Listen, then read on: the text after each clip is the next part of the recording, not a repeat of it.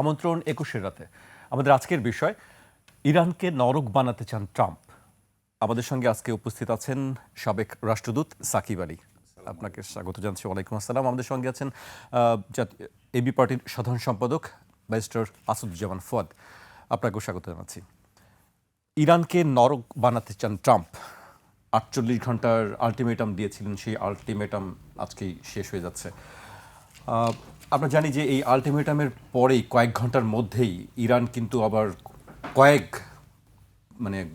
গুণ বেশি শক্তি নিয়ে গালফ এরিয়াতে আরও হামলা জোরদার করেছে সে বিভিন্ন জায়গায়, এবং ইরানের পক্ষ থেকেও একটি কথা বলা হয়েছে, একটি সতর্কবাণী দেওয়া হয়েছে।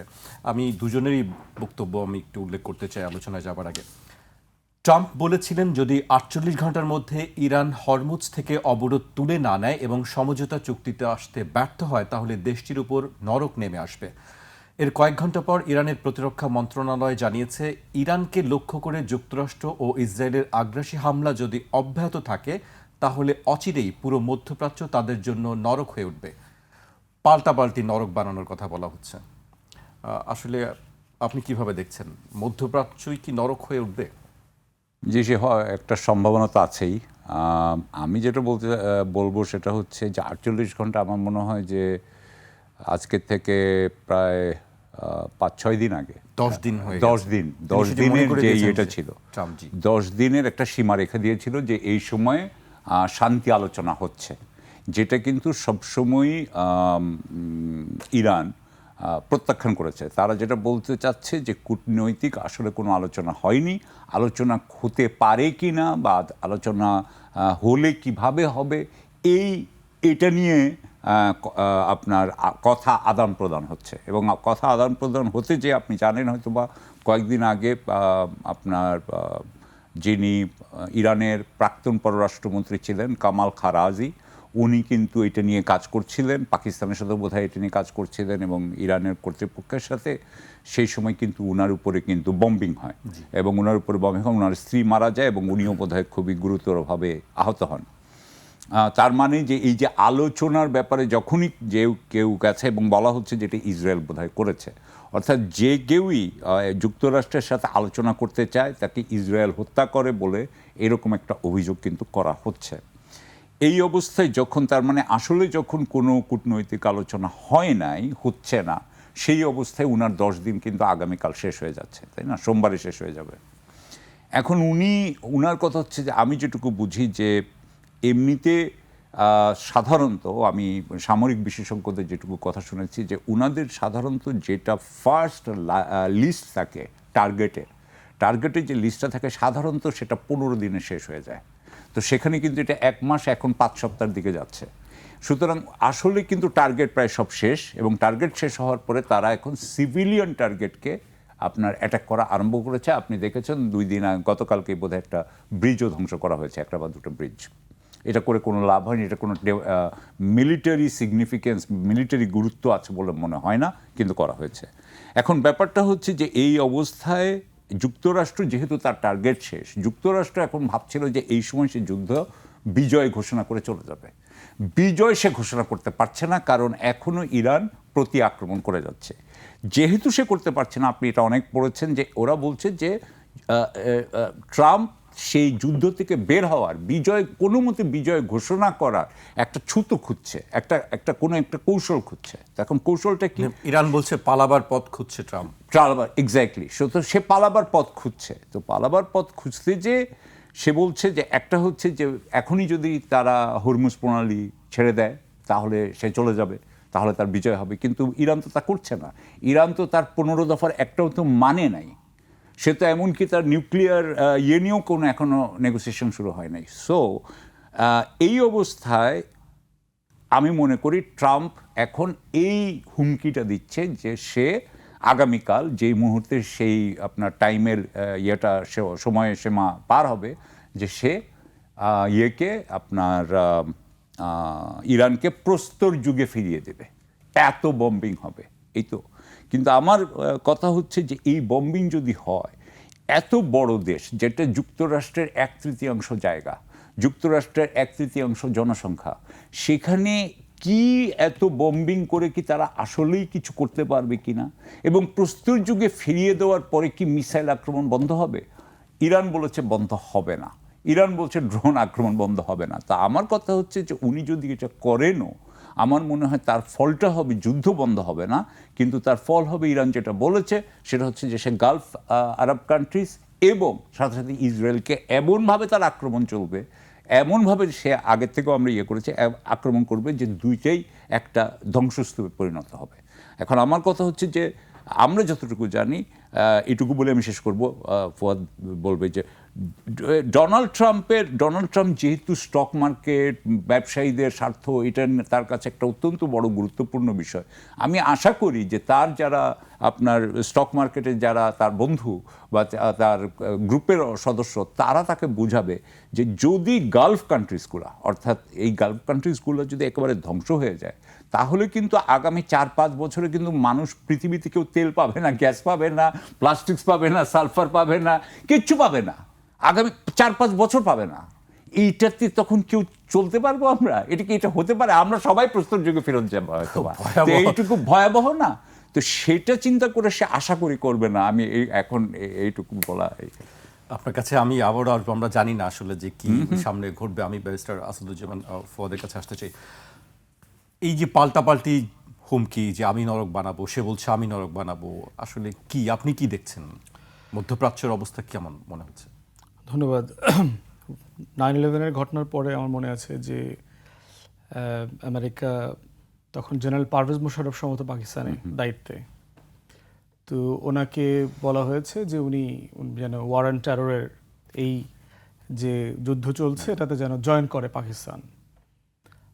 তো মোশাররফ সাহেব খুবই রিলাক্টেন্ট ছিলেন এবং জয়েন করছিলেন না। তো একটা পর্যায়ে ডোনাল্ড রামসফেল্ড ওনাকে বলেছিল যে কেইভেজ বলছে যে যদি তুমি জয়েন না করো আগামী কয়েকদিনের ভিতরে তোমাকে গুহা যুগে ফেরত পাঠানো হবে আর কি। তা এখন প্রশ্ন হচ্ছে যে কে আসলে কোন যুগে ফিরে গেছে? অল্প দিনের ঘটনা তো, আসলে আমাদের হিউম্যান মাইন্ড যেহেতু গোল্ডফিশ মেমোরি ক্যারি করে, সেটা আসলে খুব বেশি দিন মনে রাখে না। তো দেখেন 2001-এর ঘটনা 25 বছর আগের ঘটনা, আমাদের একদম ইয়াং ছাত্র জীবনে দেখা ঘটনাগুলো, যে রামসফেল্ড, ওলফম্যান, আপনার কন্ডোলিজা রাইস, এরপরে ডিক চেনি, বুশ, এই যে টোটাল গ্যাং, মানে ultra conservative fur right gang যেটা ওয়াশিংটনে আমরা দেখেছি, এই যুদ্ধগুলো করে ইরাকে অ্যাটাক করলো, আফগানিস্তানে অ্যাটাক করলো, ঘটনা ঘটেছে আফগানিস্তানে। টনি ব্লেয়ার আপনার আমেরিকাতে গিয়ে বুশকে আগে বুঝাইলো যে এটা একটা ভালো উসিলা পাওয়া গেছে, আগে আমরা সাদ্দামকে ডিল করি। দেখবেন যে ঘটনা ঘটছে, বলা হচ্ছে যে 9/11-এর সব লোকজন হচ্ছে আল কায়েদার লোক, এরা সব আফগানিস্তান বেস, কিন্তু যুদ্ধটা কিন্তু শুরু করেছে ইরাকে 2-এ, তারপরে 3-এ গিয়ে হচ্ছে কাবুলে অ্যাটাক করেছে। তাহলে আসলে, এবং একটা কথা প্রায় বলা হয়, যে দেশে মিনারেলস নাই, যে দেশে খুবই গুরুত্বপূর্ণ রেয়ার আর্থ ম্যাটেরিয়ালস নাই, তেল নাই, গ্যাস নাই, সেসব দেশে দেখবেন সন্ত্রাসী পাওয়া যায় না। তাহলে এমসিকিউর প্রশ্ন হচ্ছে যে আমেরিকার টেক্সট বুকগুলোতে, পেন্টাগানে, যে সন্ত্রাসী কোথায় পাওয়া যায়, আল কায়েদা কোথায় পাওয়া যাবে, তালেবান কোথায় পাওয়া যাবে, আইসিস কোথায় পাওয়া যাবে, বোকো আল হারাম কোথায় পাওয়া যাবে, এই যে যত টেররিস্ট অর্গানাইজেশন আছে, হিজবুল্লাহ, দেখবেন সব পাওয়া যাবে হচ্ছে যেখানে তেল আসে, গ্যাস আছে, অকটেন আছে, পেট্রোল আছে, গোল্ডের খনি আছে, ডায়মন্ডের পাহাড় আছে, সেখানেই শুধুমাত্র আল কায়েদাদেরকে পাওয়া যায়। দেখবেন যে অন্য কোনো গরিব দেশে যার কিচ্ছু নাই, সেখানে দেখবেন কিচ্ছু পাওয়া যায় না। পৃথিবীতে টেরোরিজমের হটবেড যদি ধরেন, India one of the countries. পৃথিবীতে যদি আপনি জেনুইন একটা রাষ্ট্র গত 7 দশক ধরে ন্যূনতম 7 থেকে 9টা ফ্রন্টে মিলিটারিলি যুদ্ধ করতেছে ইন্ডিয়া, 7 সিস্টার্স থেকে শুরু করে মধ্য ভারতে, কাশ্মীরে, আপনার ওয়েস্টে, পাঞ্জাবের কোনায়, প্রত্যেকটা জায়গা যদি হিসাব করেন, মিলিটারিলি সবচেয়ে one of the violent terrorist countries হচ্ছে ইন্ডিয়া। কখনো শুনেছেন ইন্ডিয়াতে সন্ত্রাসবাদ মাথাচাড়া দিয়ে উঠেছে? ইন্ডিয়ান ডোমেস্টিক পলিটিক্সে আছে মুসলমানদেরকে সন্ত্রাসবাদে যুক্ত করা, তারপর উপা, এই যে বিভিন্ন লটা তারা করেছে, এবং হাজার হাজার মুসলমান কিন্তু মিসিং ওখানে, কাশ্মীর থেকে ধরে এনে উত্তরপ্রদেশে জেলে আটকায় রাখছে, গুম করে রাখছে, নাই কেন? তাহলে এই যে মানে স্টোন এই যে পাঠায় দিব, কেইভে যে পাঠায় দিব, এই রেটরিকগুলো ওয়েস্টার্ন ওয়ার্ল্ড থেকে গত 25 বছর শুধু না, তার বহু বছর আগ থেকে আমরা শুনতেছি। একসময় কোরিয়ানদেরকে বলতো স্টোন এজে পাঠায় দিব, ভিয়েতনামিজদেরকে বলতো, তখনকার আমেরিকান লিডাররা বলতো এরকম, চাইনিজদেরকে হুমকি দিত, দিয়ে এমন অবস্থা হয়েছে যে মনে করতেছে যে ডিল করতে পারবে না। এই জন্য দেখেন সে কোনো যুদ্ধ কিন্তু জেতে না, কিন্তু সে প্রত্যেকটা যুদ্ধে এমন একটা এক্সকিউজ নিয়ে বের হয়ে আসে অ্যাজ ইফ সে যুদ্ধে জিতে গেছে। দ্বিতীয় বিশ্বযুদ্ধের পরে পশ্চিমা অ্যালাইরা নেটো কোনো যুদ্ধে যেতে নাই এখন পর্যন্ত, প্রত্যেকটা ইনভেশনে সে পরাজিত হয়েছে।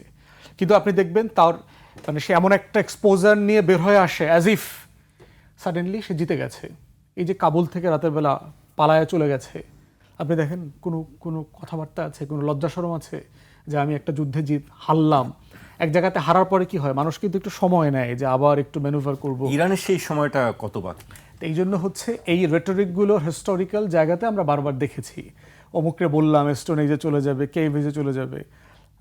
সাউথ আফ্রিকাতে তেহরানের যে অ্যাম্বাসি, সেখানে একটা মজার টুইট করছে আর কি, যে রিসেন্টলি গত 1-2 সপ্তাহে পেন্টাগনে কার কার চাকরি চলে গেছে, জেনারেলদের একটা তালিকা করছে। আপনি জানেন যে সেনাপ্রধানকে ফায়ার করছে গত 2 দিন না 3 দিন আগে। এই 2-3 সপ্তাহে যে সকল সেনা অফিসার, তারপরে আর্ম ফোর্সেস সিনিয়র ম্যানেজমেন্টের অফিসার পেন্টাগনে এইরকম জেনারেলদের একটা তালিকা দিয়ে ওখানে ইরানের ওখানে অ্যাম্বাসি থেকে টুইট করেছে, the real regime has changed in Washington. সে বলতেছে না রেজিম চেঞ্জ করবে, ইরানে তো আসলে কোনো রেজিম চেঞ্জ হয়নি। আপনি অনেকগুলো মানুষকে মেরেছেন, মারা যাওয়ার পরে কি রেজিম চেঞ্জ হয়ে গেছে? কোনো প্রতিষ্ঠান কি ডেডলক হয়ে গেছে যে আয়াতুল্লাহর অফিস এখন আর ফাংশনাল না, আপনার আইআরজিসির অফিস ফাংশনাল না, মিলিটারি অথবা আর্ম ফোর্সেস ফাংশনাল না, পুলিশ ফাংশনাল না, স্কুল ফাংশনাল না? কোনো প্রতিষ্ঠান কি ফাংশনাল না এরকম কোনো প্রতিষ্ঠান আছে? হয়নি তো। বরং ইরান 1979 সালের পরে ইরানের জনগোষ্ঠী এই লেভেলে ইউনাইটেড কখনো হয়নি। আপনার প্রচণ্ড এই আয়াতুল্লাহ এবং এই থিও ডেমোক্রেসির অ্যাগেনস্টে কিন্তু ওখানে বিশাল একটা জনগোষ্ঠী আছে, হুজুরদেরকে পছন্দ করে না, মোল্লাদেরকে পছন্দ করে না। কিন্তু এই যুদ্ধের পরে তারাও বোরখা ছাড়া, হিজাব ছাড়া, খালি মাথায় তেহরানের রাস্তায় প্রতিবাদ করতে বের হয়ে গেছে। এবং তারা একসাথে বলছে আমি এই অ্যাডমিনিস্ট্রেশনকে পছন্দ করি না, কিন্তু তার অপছন্দের মাধ্যমে সরায়া দেওয়ার দায়িত্ব আমার, ওয়াশিংটনের না। আমি এই যুদ্ধের সাথে একমত না, আমি ইরানের হয়ে ফাইট করব। তাহলে আলটিমেটলি কে কাকে স্টোন এজে পাঠাচ্ছে? আপনি যদি ক্ষতির মাত্রা দেখেন, পুরো ক্ষতির জায়গাতে হচ্ছে পশ্চিমা শক্তিগুলো, পশ্চিমাদের ইকোনমি। কারণ ইরান অলরেডি একটা চ্যালেঞ্জিং ইকোনমিতে আছে বহু বছর থেকে। ইরানের মুদ্রার মান কিন্তু আমাদের থেকেও খারাপ, এটার অর্থনীতির অবস্থা কিন্তু খুবই দুর্বল, যদিও জিডিপির সাইজ আমাদের থেকে অনেক বড়, কারণ তার যে রিজার্ভ আছে huge, one of the wealthiest countries in the world. Yet তার অর্থনীতির এই দুরবস্থার সাথে সে কিন্তু খাপ খাওয়ায় অ্যাডজাস্ট করে একটা লাইফস্টাইল ডেভেলপ করেছে। পশ্চিমারা কিন্তু এই লাইফস্টাইলের সাথে অভ্যস্ত না। এর মধ্যে মধ্যে দেখেন যে ইরান কীরকম ডিপ্লোম্যাটিক খেলা খেলছে।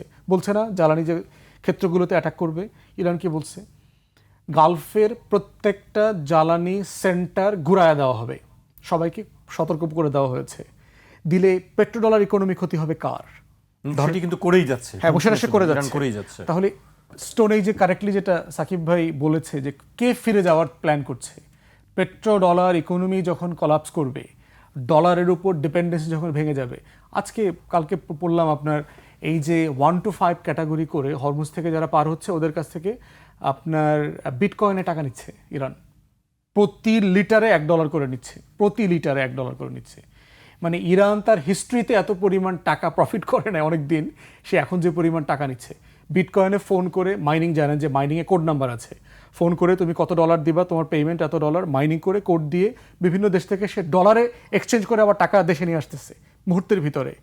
তাহলে পেট্রোডলার ইকোনমির যে চুক্তি 73-74 সালে হয়েছে গালফের সাথে পশ্চিমের, আমেরিকার পার্টিকুলারলি, সেই অর্থনীতি তো ধসে যাচ্ছে। সেই অর্থনীতি ধসে গেলে ডলার ইকোনমিও কলাপস করবে। আমেরিকার অস্ত্র কি সারা দুনিয়াতে? 2টা অস্ত্র তার যে সুপার পাওয়ারশিপ চলছে, একটা হচ্ছে তার ডলার ইকোনমি, তার এই কাগজ বেচে, ফেক কাগজ দিয়ে সারা দুনিয়াতে মাস্তানি করে, আর দ্বিতীয়ত হলো অস্ত্র ব্যবসা। দুইটাই F-35কে তারা তো পূজা করতো। এই জিনিস মানে এটার মানে আমি তো সায়েন্স অত ভালো বুঝি না, এটার এন্টি রাডার সিস্টেম তার ইনগ্রেইন করা আছে যে তাকে রাডার সিস্টেম ধরতে পারে না। কিন্তু ইরানিয়ানরা দেখেন তাকে আউট স্মার্ট করে ফেলেছে। তাপ যেটা তৈরি করে, যে হিট যেটা তৈরি করে সে যাওয়ার কারণে হিটকে ডিটেক্ট করতে পারে বায়ুমণ্ডলে, সেটা আবার তার কাছে সে জিনিস তৈরি করে ফেলেছে, তার এই পরিমাণ প্রযুক্তি আছে, ওটা দিয়ে সে F-35 ধ্বংস করে দিয়েছে।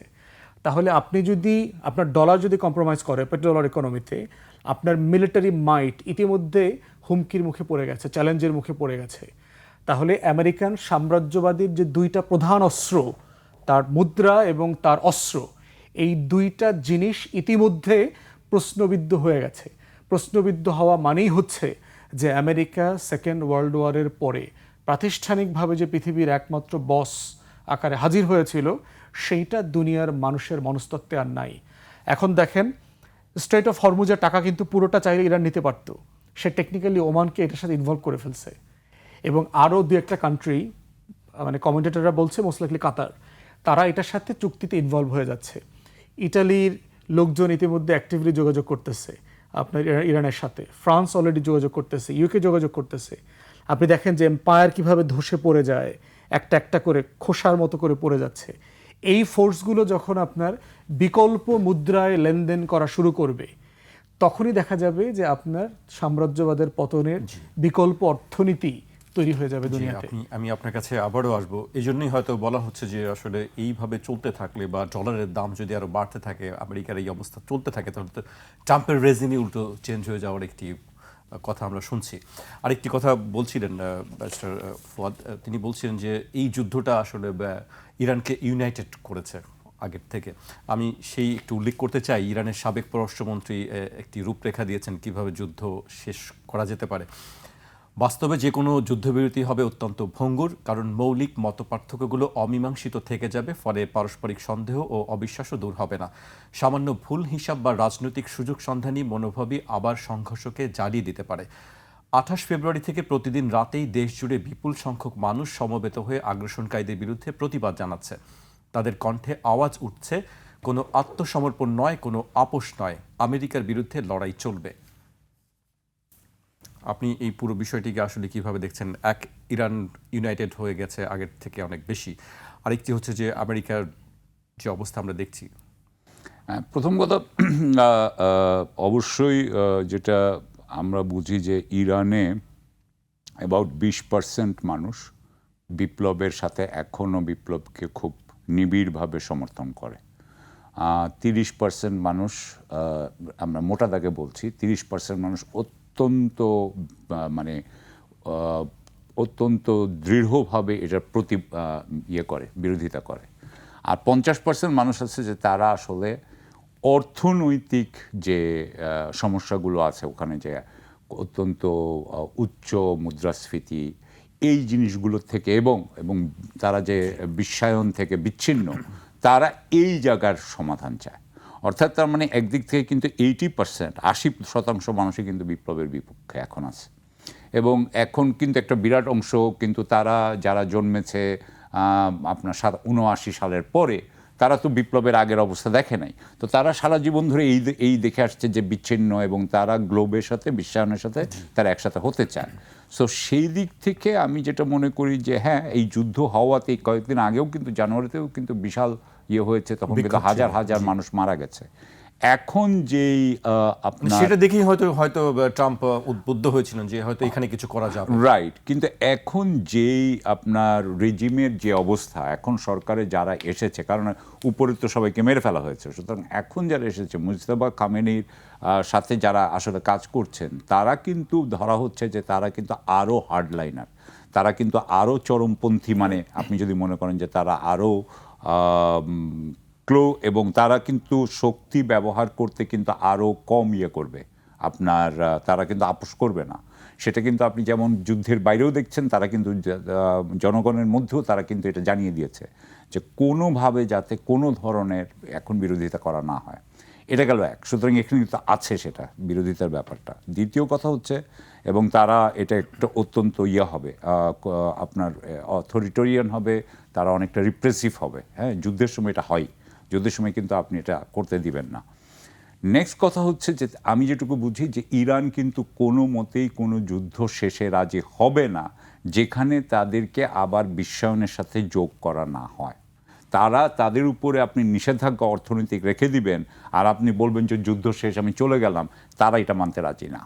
সুতরাং তারা মানতে রাজি না কেন? কারণ হচ্ছে ওই যে 50%-এর কথা আপনাকে বললাম, যে যারা অর্থনৈতিক কারণে ইয়ে করছে, বিপ্লব চাচ্ছে, বিপ্লবের কর্তৃপক্ষ চাচ্ছে যে অন্তত ওই 50%-কে আমি যাতে নিয়ে আসতে পারি আমার সমর্থনের জায়গায়।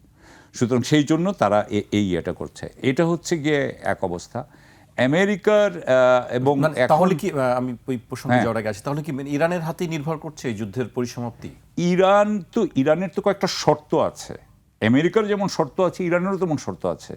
আমেরিকা যেমন বম্বিং করতে পারে, ইরানও তো করতে পারে। সুতরাং আপনার আমেরিকা যদি মনে করে যে তার কি না হলে সে বম্বিং করতেই থাকবে, সেটা সে বলুক, এবং সেখানে শুধু 15টা পয়েন্টস দিয়েছে, সেটা ইয়ারা মানে নাই, মনে করেছে যেটা আনরিয়ালিস্টিক, এটা অবাস্তব। কিন্তু যদি ধরেন কথার কথা, আমি জাস্ট কথার কথা বলছি, যে যদি তারা বলে যে হরমুজ প্রণালী খুলতে হবে, আচ্ছা ঠিক আছে, আমার মনে হয় ইরান সে ব্যাপারে দর কষাকষি করবে যে তারা কোন শর্তে তারা এটা খুলে দিবে, তারা কোন শর্তে গালফ আরব কান্ট্রিজের সাথে সম্পর্ক করবে, তারা কোন শর্তে ইসরায়েলকে আক্রমণ করবে না, শর্ত আছে তো। এই শর্তের মধ্যে প্রথম শর্ত তো হচ্ছে যে আপনারা বারবার তাকে আক্রমণ করতে পারবেন না। এটা আপনারা 2বার করেছেন অলরেডি, এটা বারবার করতে পারবেন না। সে অবশ্য তার যে প্রক্সি আছে হিজবুল্লাহ, তার যা সহযোগী শক্তি আছে হিজবুল্লাহ এবং আপনার হামাসের বাদেই হুতি, এদের উপরে যাতে আক্রমণ করা না হয়, ইরাকের উপরে যাতে আক্রমণ না করা হয়, এগুলোও আছে।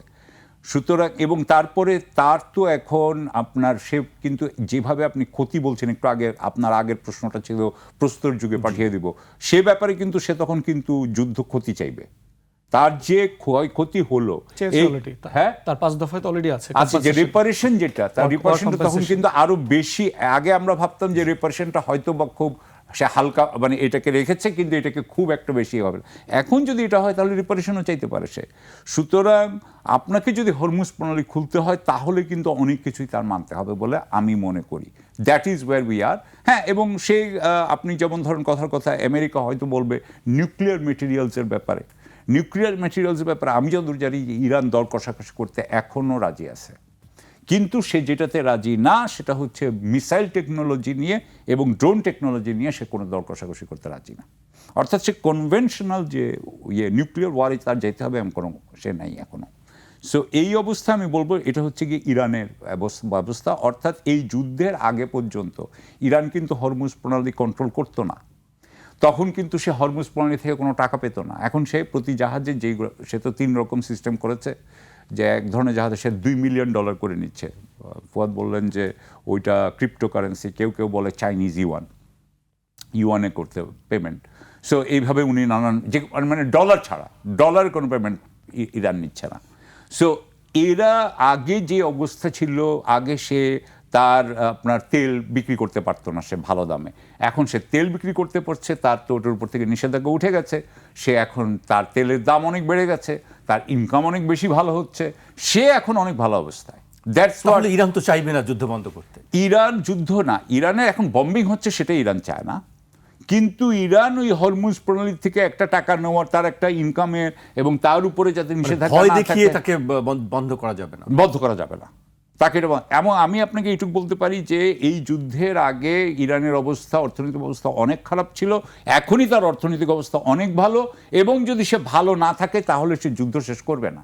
অর্থাৎ তার অবস্থা এখন ভালো হবেই। এখন তো বলা হচ্ছে কি, এখন বলা হচ্ছে আপনার যে পৃথিবীতে আগে ছিল 3টা পরাশক্তি, তাই না, যুক্তরাষ্ট্র, চীন এবং রাশিয়া। এখন বলা হচ্ছে 4র্থ পরাশক্তি হচ্ছে ইরান। কারণ ইরান 20% তেল যেখান দিয়ে যায় সেটা সে কন্ট্রোল করে, 20% পৃথিবীর 20%, এবং ওই দিক থেকে যদি আপনি হুতিদেরকে ধরেন তাহলে বাবল মানদেবে আরও 10%। তাহলে যেই দেশ 30% তেলের পরিবহন কন্ট্রোল করে, নিয়ন্ত্রণ করে, তাকে আপনি একটা পরাশক্তি বলবেন না? এবং জ্বালানির সাথে সাথে অ্যামোনিয়া এবং অন্যান্য জিনিসও আছে, হিলিয়াম এন্ড অল দ্যাট, ওই যে কনডেন্সার যা আছে সবকিছু আছে। তো তাহলে আপনি তাকে একটা পরাশক্তি বলেন, সে একটা পরাশক্তি হয়ে গেছে, এখন পর্যন্ত সে একটা পরাশক্তি হয়ে গেছে এখন। So that is wire Iran is. এখানে হচ্ছে ইরানের অবস্থা। আর আমেরিকার অবস্থা তো অত্যন্ত খারাপ। আমেরিকার ডলারের দাম বাড়ুক আর যেটাই হোক, আমেরিকা আসলে যেটা দেখা গেল যে আমেরিকার আসলে এটা যেটা বলা হচ্ছিল যে তার শিল্প ক্ষমতাই আর নাই, যে সে আসলে যুদ্ধ করতে পারে। সে যদি এইভাবে হয়, আমেরিকার অবস্থা তো আরেক যে ইয়েতে যাচ্ছে, এবং সেটার খারাপকে আমরা আরেকবার কথা বলতে পারি। জি, আমাকে পর্যায়ে একটা বিরতি নিতে হচ্ছে। একটা বিরতি নিচ্ছি, ফিরছি এখনই।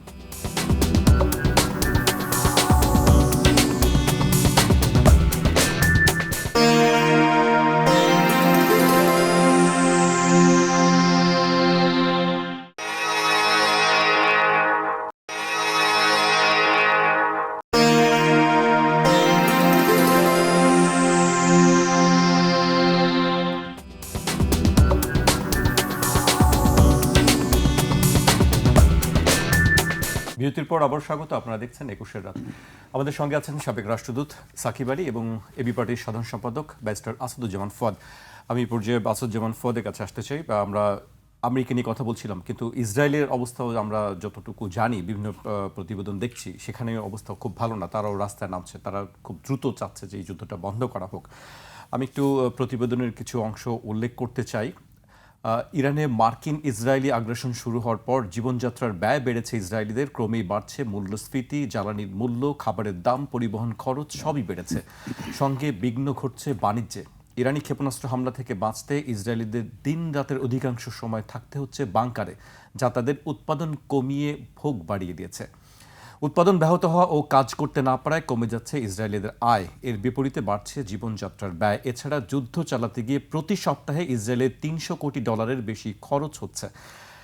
আরেকটি প্রতিবেদন, টিআরটি ওয়ার্ল্ডের এক প্রতিবেদনে জানা যায়, গাজা সংঘাত ও অভ্যন্তরীণ অস্থিরতার মাঝে 2023-24 সালে প্রায় 1 লাখ ইসরায়েলি দেশ ত্যাগ করেছে। তেল আবিব বিশ্ববিদ্যালয়ের একটি গবেষণা থেকে এ তথ্য পাওয়া গেছে। অথচ ইসরায়েলের মোট নাগরিকের সংখ্যা মাত্র 1 কোটি। এদের মধ্যে আবার অনেকে অন্য দেশে থাকেন। ইসরায়েল সম্পর্কে আপনার বক্তব্য জানতে চাই। আপনি যখন বলছিলেন তখন আমার আহমদ সাফার কথা মনে পড়লো আর কি। আহমদ সাফা তার লেখাতে 72 থেকে 75-এর সময়ের ওই সময়টা নিয়ে লিখছে আর কি, যে আওয়ামী লীগ যখন ওঠে তখন সে নিজ দায়িত্বে একা একা ওঠে, আর বামপন্থীদের বুদ্ধিতে যখন সে ডোবে তখন সে পুরোটা মিলায় ডোবে আর কি। আপনি দেখবেন এই যে শেখ মুজিবকে দিয়ে বাকশাল করাইলো কিন্তু বামপন্থীরা, সিপিবি। 75-এ কিন্তু সবাই ডুবছে। এই সিপিবি আবার জিয়াউর রহমানের উপরে ভর করছিল, তারও অ্যাডভাইজার হয়েছে। খাল কাটা খনন কর্মসূচি টসূচি দিল কিন্তু সিপিবির বামপন্থীদের আইডিয়া, চায়না থেকে বিভিন্ন বাম আইডিয়া থেকে নিয়েছে। এবারও দেখেন হাসিনা যে ডুবছে, ইনু মেনন টেনন সহ সব মিলে ডুবছে। ইসরায়েলের অবস্থা হয়েছে যে সে কিন্তু একটা স্বাধীন দেশ না, সে হচ্ছে পশ্চিমের একটা ভ্যাসেল স্টেট।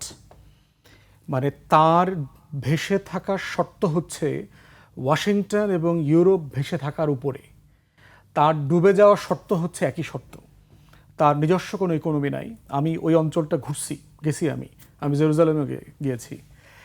তো খুবই মানে একটা মরুভূমি, একটা ড্রাই ল্যান্ড, পানি নাই, নদী নাই, আপনার খুবই একটা কখনোই খুব রোমান্টিক জায়গা না। আপনি শুনলে খুশকো একটি, হ্যাঁ যতটুকু রোমান্টিক মনে হয় আর কি, যেটা হলি ল্যান্ড। হ্যাঁ, এটা মুসলমানদের তৃতীয় গুরুত্বপূর্ণ জায়গা, দ্বিতীয় কেবলা এখানে, প্রথম কেবলা এখানে ছিল জেরুজালেমে, কোরআনেও এটার ব্যাপারে আসছে। কিন্তু থাকার জন্য, বাস করবার জন্য 2026 সালে এটা খুব রোমান্টিক জায়গা না, খুবই একটা আনহেলদি একটা জায়গা বলতে পারেন আর কি, যেখানে সব কিছুতেই প্রচুর স্ট্রাগল করতে হয়। শস্য হয় না, ফসল হয় না, সব কিছু মিলায় আর কি, বৃষ্টি হয় না। তো এরকম একটা জায়গা, এবং অভিশপ্ত জায়গাও আছে আর কি। আপনার যে কওমে লুত আলাইহিস সালামের কওমকে, যেটাকে আমরা এখন ডেড সি বলি, যে পুরো অঞ্চলটাকে নিয়ে আপনার উল্টে দিয়েছিল ফেরেশতারা, সেই কওমে লুতের যে জায়গাটা ডেড সি, এই সব কিছু মিলায় এই জায়গাটাকে তারা থাকার জন্য বেছে নিয়েছে কেন? কিছু মিথ্যা ডক্ট্রিনাল জায়গা থেকে। এবং এভাঞ্জেলিক্যাল খ্রিস্টান আছে আমেরিকাতে, যারা বিশ্বাস করে যে জিসাস ফিরে আসার শর্ত হচ্ছে ওইখানে আগে মেসায়া যাকে বলে ইসরায়েলিরা, ইহুদিরা, তাকে ফিরে আসতে হবে। তাকে মারবার জন্য হচ্ছে যিশু ফিরে আসবে। এই কারণে দেখবেন আমেরিকাতে একটা বিশাল সাপোর্ট বেজ আছে খ্রিস্টান নেটওয়ার্কের মধ্যে, যারা চায় ইসরায়েল রাষ্ট্র এক্সপিডাইট করুক। এটা বেঁচে থাকার শর্ত হচ্ছে তাদের আবার রিলিজিয়াস শর্ত। এই জন্য দেখবেন যে ট্রাম্পের ওখানে গেছেন কিনা, দেখছেন কিনা যে সব ধর্মীয় পাদ্রীরা গিয়ে যে দেখেছি এটা নিয়ে আমরা একদিন ওখানে, আলোচনা করছিলাম, সেটা ট্রাম্পের ধর্মযুদ্ধ, সব ধর্মযাজকরা ওখানে গিয়ে তার মাথায় কাঁধে হাত বুলায় দিচ্ছে। এখন ট্রাম্প যদি নবী হয়, এই এটা নবীর প্রথম জন্য ভেবেছিলাম যে এটা ফেক বোধহয় বা এআই দিয়ে করা, পরে না, দেখলাম যে না। জেনুইন, হ্যাঁ। তো ট্রাম্পকে নবী, সে নিজেকে নবী দাবি করতেছে, মেসায়ার মতো দাবি করে, বাইবেল হাতে নিয়ে তাকে আমেরিকাকে আবার গ্রেট অ্যাগেন করবার যে সেভিয়ার, মানে মানে মানে মুক্তিদূত, তার জন্য আবার দোয়া করা লাগতেছে। মানে বেচারা কি ভণ্ড নবীর অবস্থায় আছে চিন্তা করেন, যে নিজের দোয়া নিজে করতে পারতেছে না। তো এই জন্য আমি বোধ করতেছি ইসরায়েলের নিজ শক্তিতে বেঁচে থাকার কোনো সামর্থ্য, ম্যাটেরিয়ালস ওই ভূখণ্ডে তার নাই। চারপাশে 350 মিলিয়ন মুসলিম, 35 কোটির উপরে মুসলমান আছে ওইখানে, এবং সে একটা হস্টাইল টেরিটরিতে থাকে, দখল করা জমি, ল্যান্ড অর্থনীতিকে সাপোর্ট করে না। আমরা পশ্চিমে দেখেছি, সাকিব ভাই জানবেন, সে পশ্চিমের প্রত্যেকটা দেশের ইকোনমির সাথে তার ইকোনমিকে ট্যাগ করে ফেলছে। যেমন সে ওখানে খুবই হাই এক্সপেন্সে একটা বেগুন প্রডিউস করবে, যেই বেগুনটা বাংলাদেশে অথবা মেডিটেরিয়ান ল্যান্ডে যদি প্রডিউস করে অনেক কম হবে, সেটা ইটালি থেকে না নিয়ে ইসরায়েল থেকে আনবে। এবং আলাদা ইসরায়েলি আপনার মানে আছে, শেলফ আছে, ইসরায়েল থেকে আসা প্রোডাক্টের শেলফ। পরিকল্পিতভাবে তার ইকোনমিকে এভাবে বাঁচিয়ে রাখা হয়েছে। তার ইউনিভার্সিটির ছেলেমেয়েদেরকে হাজারে হাজারে স্কলারশিপ দিয়ে ইউরোপ আমেরিকার বড় ইউনিভার্সিটিগুলোতে নেওয়া হচ্ছে, হাইটেক জব দেওয়া হচ্ছে, ট্রেন করে আনা হচ্ছে। তাহলে এইরকম একটা অতি ডিপেন্ডেন্ট ইকোনমি আপনার স্ট্যান্ড অ্যালোন সার্ভাইভ করতে পারবে না। এই জন্য ইসরায়েল রাষ্ট্র সার্ভাইভ করবার নিজস্ব কোনো যৌক্তিকতা কারণে কোনো কারণ নাই আর কি। এটা হচ্ছে ওই যে ভারত রাষ্ট্রের মতো আর কি, দেখবেন যে ভারত সার্ভাইভ করার মতো কোনো দেশ না। এই ব্যাপারে কিন্তু আপনার 40s প্রচুর আলোচনা হচ্ছিল ব্রিটিশদের সাথে, যে রাষ্ট্র তোমরা চাচ্ছ নেহেরু এবং কংগ্রেসের সাথে, এই রাষ্ট্র সার্ভাইভ করবে না। এখানকার যে কাস্ট সিস্টেম আছে, এখানে ধর্মীয় যে বিভেদ আছে, এই বিভেদের কারণে ভারত রাষ্ট্র সার্ভাইভ করবে না। তো এই বাস্তবতায় আমি বোধ করছি যে ইসরায়েলটা অটোমেটিকলি আপনার ইউরোপ এবং আমেরিকার সাথে ধসে পড়ে যাবে। তার একসময় বস ছিল হচ্ছে লন্ডন এবং ব্রাসেলস, ইউরোপ ছিল, এখন তার বস পরিবর্তন হয়ে আটলান্টিকের ওই পারে চলে গেছে। এবং এই পুরো প্রকল্পকে টিকিয়ে রাখবার জন্য যে ফেক ইকোনমি দরকার ছিল, এইটা ওয়াশিংটনের জায়গা থেকে আস্তে আস্তে ট্রান্সপারেন্ট হয়ে যাচ্ছে। আপনি শ্যাডো থেকে এই দেশ আর বাঁচায় রাখতে পারবেন না। আমেরিকাতে কংগ্রেসের আইন পর্যন্ত আছে, ইসরায়েলের অর্থনীতি, ডিফেন্স, মিলিটারি, হাবি জাবি, এটা বাঁচায় রাখাটা আমেরিকার দায়িত্ব, এই মর্মে আইন আছে। যেভাবে শেখ মুজিবের প্রত্যেক পরিবারের সদস্যদেরকে বাঁচায় রাখার জন্য আমাদের উপর একটা আইন চাপায় দিয়েছে না, যে আমার ট্যাক্স পেয়ারদের টাকায় একটা ফ্যাসিস্ট ফ্যামিলিকে আমি বাঁচায় রাখবো। ঠিক এক্স্যাক্টলি ওইরকম একটা রিয়েলিটি এখানে এক্সিস্ট করতেছে, যে ইসরায়েল রাষ্ট্রকে বাঁচায় রাখার দায়িত্ব হচ্ছে আমেরিকান ট্যাক্স পেয়ারদের। এবার আপনি মানি ফ্লো দেখেন, গত এই গাজার যুদ্ধের সময় বিলিয়নস অফ ডলার তাকে সাহায্য নিতে হয়েছে আমেরিকা থেকে, এবং এটা এই আকারে যায় যেটা কংগ্রেসে পর্যন্ত আলোচনা হয় না। আপনি জানবেন যে, সাকিব ভাই জানবেন যে, কংগ্রেসে যে কোনো দেশে এইড দেওয়ার জন্য কিন্তু আপনার সিনেট কমিটি আছে, কমিটিতে ওখানে অ্যাপ্রুভাল লাগে।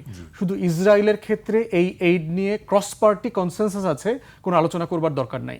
যখনই প্রয়োজন মনে করা হবে, প্রেসিডেন্ট আপনার এক্সিকিউটিভ অর্ডার দিয়ে টাকাটা পাঠায় দিবে। তো এইভাবে ভিক্ষা দিয়ে, এবং আমেরিকার টাকার সোর্স কোথায়? কাগজ তো এগুলো, এই যে ডলার পাঠাচ্ছে ইসরায়েলে, এই ডলারটা কোথায়? এটা তো এক্সিস্ট করে না। তার এই ডলারের এগেনস্টে তার 40 ট্রিলিয়ন ডেট, তার জিডিপির 100%। আমেরিকার জিডিপির 100% হচ্ছে ডেট। তাহলে এইরকম একটা ডেট বেজ ইকোনমি কাগজ ছাপায় আর একটা দেশকে বাঁচায় রাখবে, মানে এটা অবস্থাটা এমন হয়েছে যে আপনি এত মুমূর্ষ, আপনার শরীরে রক্ত নাই, তারপরও আপনি রক্ত দান করছেন আর একজনকে, যেটা আপনি আইনগতভাবে বাধ্য ওই রক্তটা দিতে। এইরকম একটা অর্থনীতির জালে হচ্ছে এখন পশ্চিমারা ফেসে গেছে, এবং এই ফেসে যাওয়াটা বেশি দিন সার্ভাইভ করবে না। ইউরোপ আমেরিকাতে জুইশদেরকে পারসিকিউট করার কিন্তু 1000 বছর ইতিহাস আছে।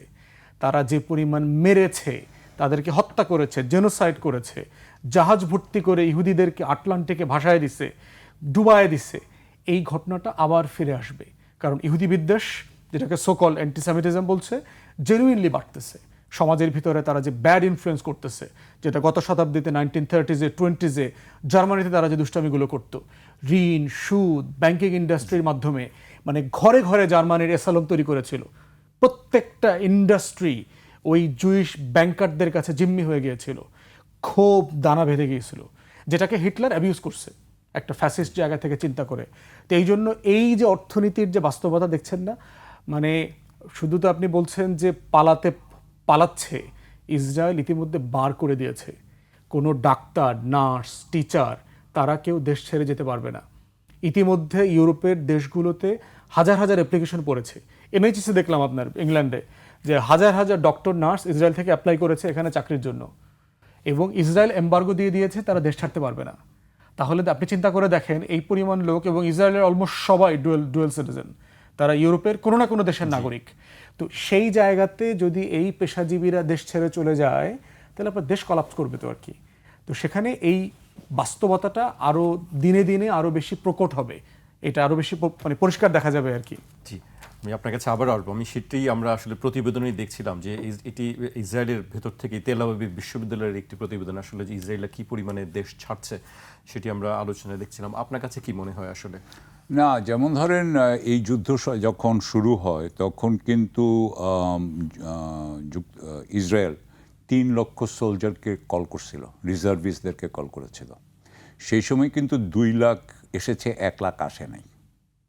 তার মানে আপনি ওখানে কিন্তু প্রায় সব ওখানে মিলিটারি ইনিশিয়াল প্ল্যান ছিল 4 লাখ কল করবে, 4 লাখ কল পরে করবে, নেতানিয়াহু 1 লাখ তারপরে কমাইছে। 1 লাখ কম এসছে। সো তারা কোথায়? তারা কি দেশের বাইরে অলরেডি চলে গেছে, নাকি তারা দেশের মধ্যে থেকেই তারা যাচ্ছে না? এবং এরপরে এখন তো লেবাননে কিন্তু যুদ্ধটা কিন্তু অনেক বেশি বিস্তারিত হয়ে গেছে, এবং এইবার হিজবুল্লাহ যেরকমভাবে আপনার ওদেরকে অ্যাটাক করছে। শনিবারও বিক্ষোভ হয়েছে ইসরায়েলে, তারা যে কোনো ভাবে হোক এই যুদ্ধ বন্ধ করার জন্য চাপ দিচ্ছে নেতানিয়াহুকে। কিন্তু আমরা উল্টো ইরানিরা আবার যুদ্ধ চাচ্ছে যে আমরা ফাইট করে যাব শেষ পর্যন্ত। ইরানিরা, আমরা তো আসলে আমরা তো আর সবাইকে দেখছি না, আমরা একটা ছোট ছোট অংশকে দেখছি। হ্যাঁ, কিন্তু বিষয়টা হচ্ছে যে যখন এই যুদ্ধটা শুরু হয় তখন কিন্তু 93%, 93% ইসরায়েলিরা এটাকে সাপোর্ট করছিল। ওখানে কিন্তু এমনভাবে আপনার যেই মিডিয়া, গণমাধ্যম যেটা, সেখানে কিন্তু মিলিটারি সেন্সর আছে ওদের। মিলিটারি সেন্সররা কিন্তু সেন্সরশিপ করতে পারে, কিন্তু তারা নিজেরাই নিজেদেরকে এমনভাবে সেন্সরশিপ করছে যে গত যে 2023 থেকে গাজাতে যে আক্রমণ হচ্ছে সেটার বিরুদ্ধে কোনো ধরনের প্রতিবাদ কিন্তু করা হয় নাই। এখন হচ্ছে বিধিনিষেধ উপেক্ষা করেও কিন্তু এখন কিন্তু এতদিন করা হয়নি। এবং এখন তারা যুদ্ধ যখন শুরু হয় তখন 93% কিন্তু এটার সাপোর্টে ছিল। এখন বলা হচ্ছে যে এটা এখন 78% নেমে এসছে, হয়তো আরো তাড়াতাড়ি নেমে যাবে, অন্যরা হয়তো চলে যাচ্ছে। নিষেধাজ্ঞা দেওয়া আছে কিন্তু এটার উপর। হ্যাঁ, এইসবের উপরে নিষেধাজ্ঞা দেওয়া আছে। এবং আমি মনে করি, এবং এটার কারণটা হচ্ছে যেহেতু যুদ্ধ এখন তাদের পক্ষে যাচ্ছে না, তারা প্রত্যেক দিন রাত্রেবেলা বোধহয় 10 বার করে আপনার হয় সাইরেন বাজতে থাকে, 10টা 12টা ইয়েতে আপনার স্ট্রিমে অথবা এক একটা প্রবাহে আপনার মিসাইল অ্যাটাক হয়। এখন কিন্তু ওদের ইন্টারসেপ্টারও আর কাজ নাই, ওদের ইন্টারসেপ্টার শেষ। সুতরাং তারা কিন্তু এগুলোকে আর থামায়ও না, সেগুলো পড়তে দেয়। খরচের মানে করতে পারতেছে না, খরচ নাই, মানে দে ক্যানট, তাদের এয়ার ডিফেন্সে ওটা যদি উপর থেকে নিয়ে না হয় তাহলে $300 কোটি উপরে বেশি তারা কিন্তু এবার $271 বিলিয়ন তাদের বাজেট করেছে তারা। আপনি মনে করেন না যে তারা তো অ্যাকচুয়ালি ফার্স্ট ওয়ার্ল্ডের মতো তাদের ইনকাম, যে কারণ অনেকগুলো কারণ বললো এবং সেটা আরও ব্যাখ্যা করা যায়। কিন্তু বিষয়টা হচ্ছে যে ইসরায়েলের, এবং আরেকটা জিনিস হচ্ছে যে তাদের যে একমাত্র একটা এয়ারপোর্ট, সেই এয়ারপোর্টও কিন্তু বন্ধ করে দিয়েছিল ওরা। বেন গুরিয়ন এয়ারপোর্টও মোটামুটি বন্ধ, একটা মাঝে মধ্যে 1-2টা ফ্লাইট যাচ্ছে, আজকে বন্ধ আছে, এই মুহূর্তে বন্ধ আছে, এখন এই মুহূর্তে বন্ধ আছে। সুতরাং তাদের উপরে কিন্তু প্রচণ্ড মানসিক চাপ চলছে। এই মানসিক চাপের ফলে তারা যে দেশ ত্যাগ করছে, এবং তারা যে দেশের, এবং আমি মনে করছি, আমি যেটা বলতে চাচ্ছিলাম যে যুদ্ধটা যদি আসলে এতটা তাদের উপর আক্রমণ কিন্তু এর আগে কখনো হয় নাই ইসরায়েল, তাহলে যদি আক্রমণটা না হতো তাহলে কিন্তু তারা খুব মজা নিচ্ছিল। এবং তারা যে এত হত্যা করছে সেখানে আপনি দেখেছেন নিশ্চয়ই যে বাচ্চাদের, মানে মেয়েদের কথাবার্তা, যে ইসরায়েলিরা কিন্তু বলছে, মানে তারা কিন্তু প্যালেস্টিনিয়ানদেরকে মানুষ বলে বা আরবদেরকে মানুষ বলে গণ্য করে না, তাদের কথাবার্তা সেরকম মনে হয়। সুতরাং তারা এখন যেহেতু যুদ্ধটা তাদের নিয়ন্ত্রণের বাইরে চলে গেছে, যেহেতু তাদের উপর আক্রমণ করা হচ্ছে, যেহেতু উত্তর ইসরায়েলে কেউ থাকতে পারছে না কারণ হিজবুল্লাহর আক্রমণের জন্য, হিজবুল্লাহর মিসাইল ক্ষেপণাস্ত্রের আক্রমণের জন্য, সুতরাং তারা এখন দেশ থেকে পালাতে চাচ্ছে। তার মানে কি সবাই পালিয়ে যাবে? না, তারা সবাই পালাবে না। এবং তাদের মধ্যে তো গরিব ইহুদি আছে, বড়লোক ইহুদি আছে। বড়লোক ইহুদিরা পালাবে, গরিব ইহুদিরা থাকবে। মিজরাহি আছে, ওখানকার মিডল ইস্টার্ন তাদেরকেও কিন্তু একেবারে তাদেরই আরব ব্রাদারদেরকে ঘৃণা করানো শেখানো হয়েছে। সো এটা হচ্ছে কি ইসরায়েল অবস্থা। এটা একটা ঘৃণার উপরে বেঁচে আছে এরকম একটা সমাজ, যে সমাজকে ফুয়াদ বললেন যে এটা ডিপেন্ডেন্ট, অথবা এটাকে এক ধরনের ইয়েও বলা যায়, এটা প্যারাসিটিকও বলা যায়, যে এটার উপরে ইয়ে করে, এটার উপর থেকে নেয়। কিন্তু সেটার জন্য একটা জিনিস মনে রাখতে হবে যে ইসরায়েলের সবচেয়ে বড় অ্যাসেট আমি মনে করি হচ্ছে যে এই যে ওয়েস্টার্ন ওয়ার্ল্ড, সেই ওয়েস্টার্ন ওয়ার্ল্ডের কিন্তু অনেক ট্রান্স ক্যাপিটালিস্ট আছে। ট্রান্স ক্যাপিটালিস্ট যারা কিন্তু পৃথিবীর আসলে মেইন পাওয়ার, যারা ট্রান্স ক্যাপিটালিস্ট, এরাই কিন্তু ইসরায়েলকে সবচাইতে বড় শক্তিটা দেয়। হ্যাঁ, সেটা ল্যারি অ্যালিসন ধরেন, বা সেটা আপনি মিরিয়াম এডলম্যান ধরেন, সেটা আমরা অনেকের নামও আমরা জানি না। হ্যাঁ, সুতরাং সেই হিসাবে আমি বলবো যে ওই আর একটা শক্তি রয়ে গেছে, যে শক্তিটা কিন্তু এখনও আছে। তবে হ্যাঁ, যেভাবে যদি রাজনৈতিক সমর্থন ইসরায়েলের উপর থেকে চলে যায়, তাহলে হয়তোবা এই বিলিয়নিয়ারদের ক্ষমতাও আস্তে আস্তে কমে আসবে বলে মনে করা হয়। তবে আমি মনে করি যে it will take a long time. এটা কিন্তু একদিনে হবে না, এটা অনেক সময়ের ব্যাপার বলে আমার মনে হয়। জি, এবার একটু অন্যদিকে আসতে চাই। আমরা জানি যে পাকিস্তানে জ্বালানি সংকট চলছে, সেখানে বিক্ষোভ হয়েছে, এবং সেই বিক্ষোভের পরিপ্রেক্ষিতেই শাহবাজ শরীফ ঘোষণা দিয়েছেন যে পাকিস্তানে অন্তত 1 মাস গণপরিবহনে ফ্রি যাতায়াত করা যাবে, কোনো ইয়ে লাগবে না। তা আমাদের আজকেও দেখলাম অর্থমন্ত্রী এই বিষয় নিয়ে কথা বলেছেন যে জ্বালানি সংকট সামনে, এটা কী প্রভাব পড়তে পারে। আপনার কাছে কি মনে হয়, আমাদের প্রস্তুতি আসলে কেমন? ইকোনমিস্টে দেখলাম আপনার, তারা যে এনার্জি ক্রাইসিসের যে ম্যাপটা করেছে, কোন কোন দেশগুলো এই যুদ্ধে সবচেয়ে বেশি ক্ষতিগ্রস্ত হবে, যারা যুদ্ধের অংশীদার না। সেখানে আপনার দেখলাম যে পাকিস্তান প্রায় টপে 1, 2, 3-এর মধ্যে আছে। পাকিস্তান, জর্ডান, সোমালিয়া, এই রকম দেশগুলো। বাংলাদেশের র্যাঙ্ক দেখলাম সম্ভবত 8, অষ্টম সম্ভাবনাময় ক্ষতির ঝুঁকির মধ্যে পড়বে। এবং এটার যুদ্ধের অনেকগুলো দিক আছে। একটা তো হচ্ছে জ্বালানির দিক, যে আমরা যেহেতু আমাদের কোনো জ্বালানি ডিপ্লোম্যাসি নাই, রেমিটেন্সের বিষয় আমাদের জ্বালানিকে সিকিউর করবার জন্য কোনো লং টার্ম দীর্ঘমেয়াদী পরিকল্পনা নাই, নিজস্ব জায়গা থেকে জ্বালানি উৎপাদন করবার জন্য আমরা চেষ্টা করি নাই। আমরা সমুদ্র বিজয় করেছি বলে অনেক মিছিল করেছি, কিন্তু সেই সমুদ্রের 42টা না 46টা ব্লক থেকে তেল গ্যাস আহরণ করবার জন্য যে চেষ্টা করা, বাপেক্সকে যে স্ট্রেনথেন করা, সেটা আমরা কখনো করি নাই। তাহলে সব মিলায়ে ইম্পোর্ট পলিসি, এক্সপোর্টের জায়গা থেকে বিবেচনা না করা, দ্বিতীয়ত হচ্ছে যে নিজস্ব ক্যাপাসিটি না বাড়ানো, এটা একটা বড় ঝুঁকি, এবং এটা ইতিমধ্যে আমরা ফেস করতেছি। দ্বিতীয়ত হচ্ছে গভর্নেন্সের প্রবলেম আছে সিরিয়াস। যতটা না ঘাটতি, যেমন ধরুন অকটেনের কোনো ঘাটতি নাই, পেট্রোলিয়ামের ঘাটতি নাই, ডিজেল মোটা দাগে এটার ক্রাইসিসটা শুরু হবে সেচ মৌসুমে, আরও মাসখানেক পরে টরে, যখন আপনার ইরিটা উঠে যাবে, নতুন চাষের প্রশ্ন আসবে। এই জায়গাটাতেই আমরা এখনও গভর্নেন্স ফেল করেছি, সরকার এই গভর্নেন্স দিতে পারে নাই। এইটা একটা সিরিয়াস ঝুঁকির জায়গা। দ্বিতীয়ত হচ্ছে এইটা যখন আমরা ডিল করতে পারছি না, তখন ইতিমধ্যে রেমিটেন্সের উপরে প্রেশার বাড়বে। যদিও ঈদের আগের এই মাসে আমাদের অনেক টাকা আসছে, কারণ নর্মালি ঈদের সময় আমাদের টাকা একটু বেশি আসে সব সময়তেই। আর দ্বিতীয়ত হচ্ছে যে আপনার অনেকেই টাকাটা জমিয়ে রেখেছিল, ধরেন 2 মাস পরে বাড়িতে যাবে, 3 মাস পরে বাড়িতে যাবে, তারপরে হচ্ছে একটা জিনিস কিনবে, ঘর বানাবে। এই জমানো টাকাগুলো যুদ্ধের কারণে এখানে রাখতে পারবে কি পারবে না, চলে আসতে হয় কি না, অনেকেই বাড়িতে পাঠিয়ে দিয়েছে।